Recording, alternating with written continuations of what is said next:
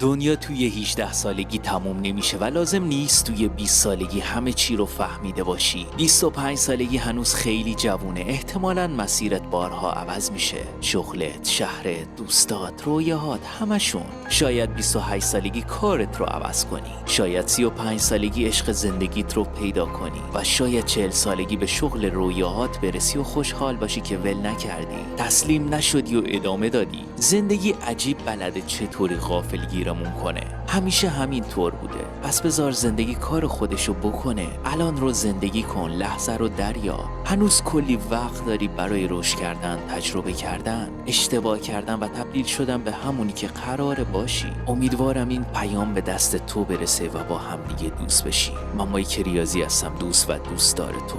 سپاسگزارم ازت. دنیا توی 18 سالگی تموم نمیشه و لازم نیست توی 20 سالگی همه چی رو فهمیده باشی. 25 سالگی